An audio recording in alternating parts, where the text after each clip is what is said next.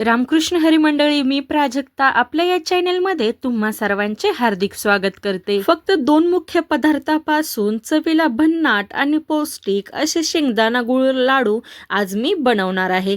ना पाकाची झंझट ना जास्त साहित्य, दोनच साहित्यामध्ये आज आपण पौष्टिक असे शेंगदाण्याचे लाडू बनवणार आहे। ही रेसिपी एकदम सोपी आहे, तर चला रेसिपी बनवायला स्टार्ट करूया। आता या ठिकाणी अर्धा किलो शेंगदाणे मी स्वच्छ करून घेतलेले आहेत। शेंगदाण्यामध्ये ना एखादा जर खराब शेंगदाणा असला की पूर्ण लाडूची टेस्ट बदलते। आता हे जे शेंगदाणे आहे ना, तुम्ही तव्यामध्ये किंवा पॅनमध्ये भाजा, कारण की त्याच्यामुळे ना एकसारखे शेंगदाणे भाजले जातात। कढईमध्ये एकसारखे शेंगदाणे भाजले जात नाहीत, त्यामुळे तव्यामध्ये किंवा पॅनमध्ये शेंगदाणे भाजले की ते छान भाजले जातात। मीडियम टू लो फ्लेमवरच आपल्याला हे शेंगदाणे भाजायचे आहेत, म्हणजे आपले शेंगदाणे छानपैकी खमंग भाजतील। आता शेंगदाण्यामध्ये प्रथिने, चांगले फॅट्स, फायबर, मॅग्नेशियम आणि इतर पोषक घटकांचा चांगला स्रोत असतो। आता हे जे शेंगदाणे आहेत ना, हे आपल्याला मीडियम टू लो फ्लेमवर छानपैकी त्याचा कलर चेंज होईपर्यंत भाजून घ्यायचे आहेत।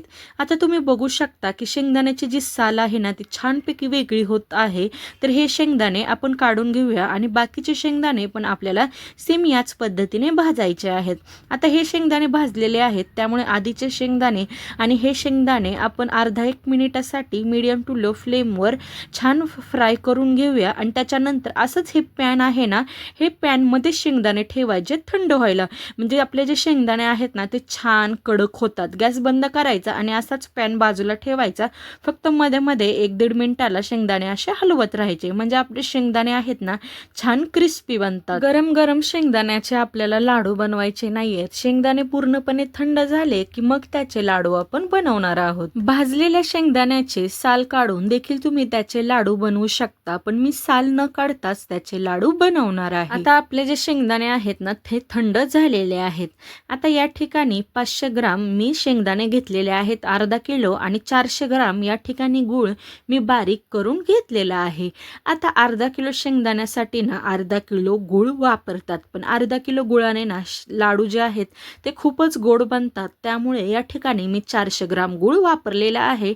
हे एकदम परफेक्ट प्रमाण आहे, अर्धा किलो शेंगदाणे आणि 400 ग्राम गूळ। आता हे थंड झालेले शेंगदाणे एका मिक्सरच्या भांड्यामध्ये मावतील तेवढे मी टाकलेले आहेत। आता हे जे शेंगदाणे आहेत ना, हे एकदम आपल्याला याची फाईन पेस्ट करायची नाहीयेत, थोडंसं ओबडधोबडच याला बारीक करायचं आहे। आता तुम्ही व्हिडिओमध्ये बघू शकता, याला बारीक केल्यानंतर याच्यामध्ये मी बारीक केलेला गूळ आहे ना तो टाकणार आहे। थोडासा याच्यामध्ये गूळ टाकून आपण हे छानपैकी बारीक करणार आहोत। एकदम पण फाईन पेस्ट करायची नाही, थोडंसं ओबडधोबड ठेवायचं, म्हणजे शेंगदाण्याचे लाडू खाताना ना दाताखाली खूप छान क्रंची येईल। आता तुम्ही बघू शकता की अशा पद्धतीने आपण हे छान बारीक केलेलं आहे। शेवटचा जो घाणा आहे ना तो किंचितसा मी मोठा ठेवलेला आहे, थोडाच मोठा, जास्त नाही, म्हणजे जे लाडू आहेत ना ते दाताखाली खाताना छान दाणेदार लागतील।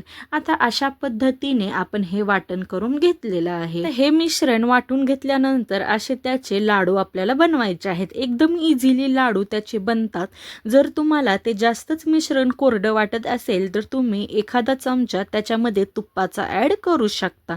आता छान पद्धतीने तुम्ही बघू शकता की मी गोल लाडू बनवलेले आहेत। सेम अशाच पद्धतीने तुम्हाला देखील याचे लाडू बनवायचे आहेत। बाकीचे लाडू देखील सेम याच पद्धतीने आपल्याला बनवून घ्यायचे आहेत। हे जे लाडू आहेत ना, हे उपवासाला देखील तुम्ही खाऊ शकता। एक जरी लाडू खाल्ला ना तरी एकदम पोट भरल्यासारखे वाटते। हे गूळ शेंगदाण्याचे लाडू चविष्ट असण्यासोबत पौष्टिक देखील आहेत। जर या रेसिपीमध्ये तुम्हाला काही डाऊट असेल तर मला कमेंट बॉक्समध्ये नक्की विचारा। व्हिडिओ आवडला असल्यास व्हिडिओला लाईक करा, शेअर करा आणि आपल्या चॅनेलला सबस्क्राईब करा। भेटूया नेक्स्ट व्हिडिओमध्ये। Bye bye.